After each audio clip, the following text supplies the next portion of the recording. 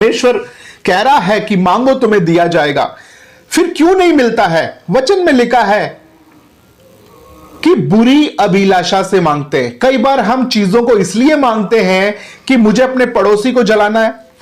कई बार हम चीजों को इसलिए मांगते हैं कि मुझे अपने रिश्तेदारों को जलाना है, मुझे उस चीज के ऊपर घमंड करना है कि देखो मेरे पास तो घर है पर तुम्हारे पास नहीं है। आज तक तुमने क्या किया है? मैंने तो अपनी मेहनत से कमाया है और मैं देखो आज कहां पहुंच गया हूं। तो कई बार हमारे मांगने के पीछे घमंड हो सकता है, स्वार्थ हो सकता है, दिखावा हो सकता है। हमारे मांगने के पीछे कई कारण हो सकते हैं, क्योंकि परमेश्वर जो है वो दिलों को देखता है कि हम किस दिल से और किस वजह से मांग रहे हैं। क्या उस चीज की हमें आवश्यकता भी है? कई बार हम मांगते हैं कि मेरे भाई के घर में बड़ा फ्रिज है तो मेरे घर में भी बड़ा फ्रिज होना चाहिए, मेरे पड़ोसी के घर में बड़ा गाड़ी है तो मेरे घर में भी बड़ा गाड़ी होना चाहिए।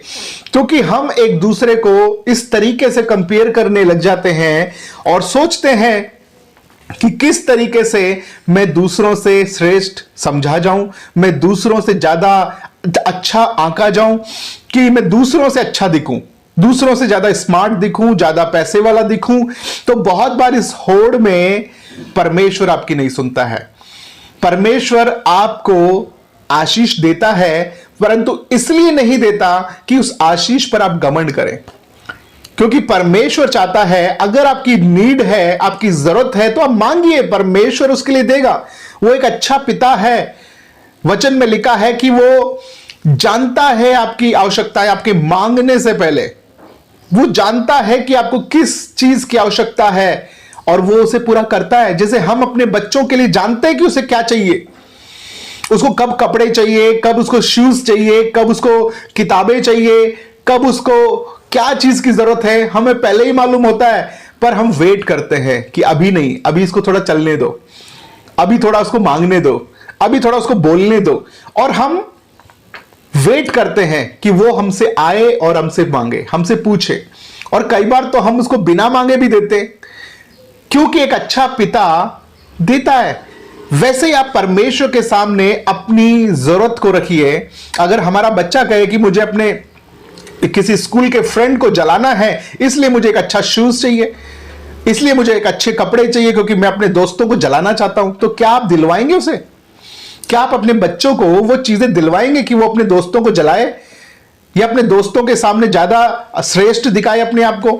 नहीं, हम नहीं दिलाएंगे, क्योंकि हम चाहते हैं कि हमारा बच्चा दिखावा ना करे। हम चाहते हैं कि हमारा बच्चा चीजों पर घमंड ना करे। क्योंकि जब हम बुरे होकर ये चाहते हैं तो क्या स्वर्गीय पिता ये नहीं चाहेगा? बिल्कुल चाहेगा। इसलिए परमेश्वर के वचन में लिखा है, पहला यूहन्ना 3 अध्याय 22वें वचन में, क्यों मिलता है हमको? क्योंकि हम उसकी आज्ञाओं को मानते हैं और जो उसे भाता है वही हम करते हैं। यानी कि परमेश्वर के आज्ञाकारी होकर मांगना और परमेश्वर की आज्ञाओं में रहकर चलना, ये आपके लिए उन सारी बरकतों को ले आता है, उन सारी आशीषों को आप तक पहुंचाता है। जो चीजें आपको मिल नहीं रही, आप आज्ञाकारी बन जाइए, आप परमेश्वर के लिए विश्वास योग्य बन जाइए। वचन में लिखा है वो आपके पास आएगी। पहला यूहन्ना 3 अध्याय 22वें पद को पढ़िएगा। परमेश्वर कह रहा है कि जब उसकी आज्ञाओं को मानकर हम आगे बढ़ते हैं तो हमारे घर में, हमारे जीवन में बड़ी बरकतों को हम देख पाते हैं। एक आखिरी वचन, यूहन्ना 15 उसका 7 वचन, कैसे मिलेगा?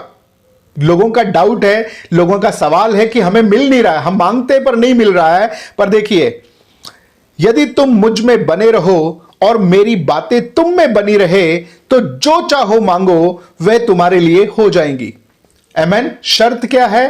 कि तुम मुझ में बने रहो और मैं तुम में बना रहूं, मेरा वचन तुम्हारे अंदर बना रहे, यानी कि तुम परमेश्वर में बने रहो, उसकी आज्ञाकारिता में बने रहो, उसके वचन में बने रहो। उसके वचन से ना दाएं मुड़ो ना बाएं मुड़ो, परमेश्वर के वचन पे चलो। तो वचन में लिखा है कि जो चाहो वो तुम्हारे लिए हो जाएगा। यानी कि परमेश्वर अपने वचन के अनुसार आपको सारी बरकत देगा।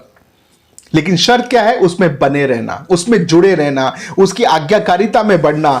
और परमेश्वर आपकी प्रार्थनाओं को अनसुना नहीं करेगा। Praise the Lord.